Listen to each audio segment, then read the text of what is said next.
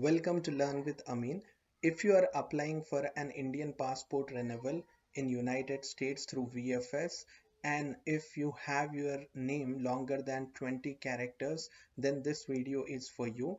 In this video, we will talk how to take care of the mention of the complete name in the VFS portal.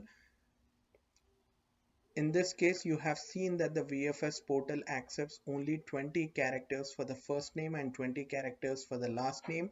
And if your name is longer than 20 characters, then it does not accept. Now, how to overcome this issue will be tackled in this video. So let's get started.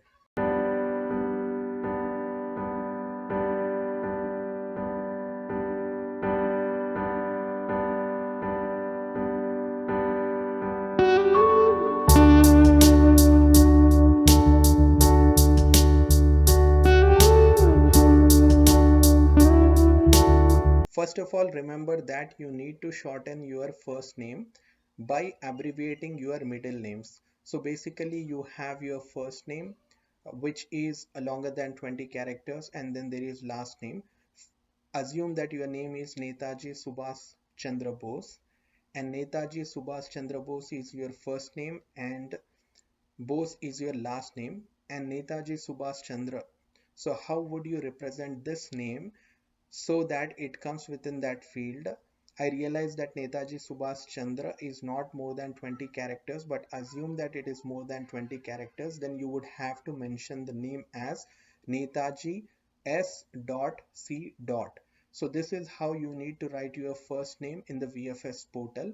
And after that, you also need to provide a cover letter to the VFS stating your full name. So let's jump right into it.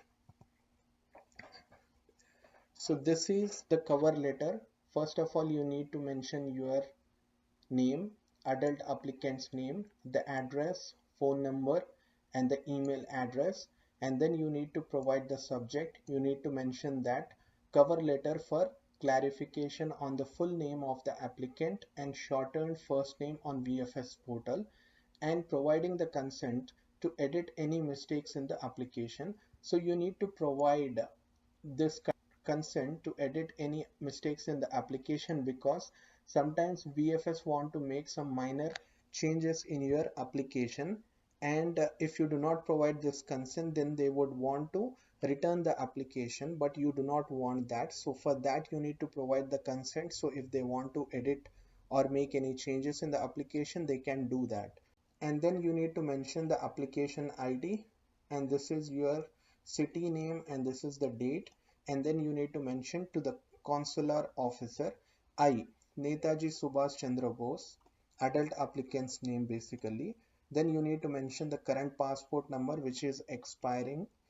Hereby wish to inform you that due to the character limit of 20 characters on the VFS portal, I had to shorten my first name to Netaji S.C. using initials. However, my full name is Netaji Subhash Chandra Bose, and this is correctly mentioned on the government application form and all supporting documents. I kindly request that you consider my full name as provided in the government application form throughout the application process. So basically the government application form does not have this character limit. It is only on the VFS portal. So government application form would have taken your name completely. So you are just mentioning that there is a discrepancy in the name on the government application form and the VFS portal because of the character limit on the VFS portal. Additionally, I also give consent to the Indian Consulate or Embassy to be authorized to edit and correct mistakes made in the passport renewal application, if any. Many people have asked me, do I need to mention this? So this particular statement need to be provided as a consent, and this was included in the old checklist for the Indian passport renewal applications, but in the new checklist they have not provided this letter. But assuming that there is a minor mistake that you have made and VFS wants to edit that mistake, and they cannot do that if you do not provide this consent. So I would suggest you to provide this consent in any of the cover letter that you are writing, because this particular consent does not do any harm to you, and this letter is not requiring any notarization. It is just needed to be signed by you. No notarization is required. So it's no harm to provide this consent. Then the application reference number is so and so, whatever is your application reference number. So this number is the number you obtained after filling the government application form on the passport website. Thank you for your attention to this matter. Yours sincerely. And then you need to basically provide your signature. So after printing out, the signature needs to be written by you, the signature with date. So this, since this is an Indian consulate application, I would ask you to do that in blue ink, because usually Indian government application require your signature in blue ink, and if it is US government application, they require the signature in black ink. So please remember that. It's a tip for you forever. Then you need to provide your adult applicant's name, and then no need to notarize until VFS says so in their checklist, or if they have asked for request for evidence and they have asked you to provide a consent letter which is notarized, then you need to notarize. But to my knowledge, no one has been ever asked to provide the notarized consent letter. So the consent letter just needs to be signed by the applicant.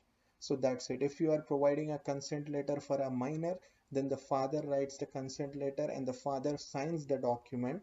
I have made a different video on the consent letter for the minor. You can check the videos on my channel.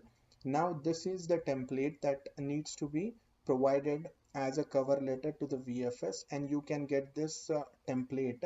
It can be easily downloaded from the link that I have posted in the description.